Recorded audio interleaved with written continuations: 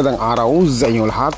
Narito si Codender TV para magatid sa inyo ng isang panibagong latest update sa Miss Universe 2023 na kung saan konfirmado na kanya nang ibinta ng isa sa ngayon sa may-ari ng Miss Universe dahil umano sa pagkalugi nito.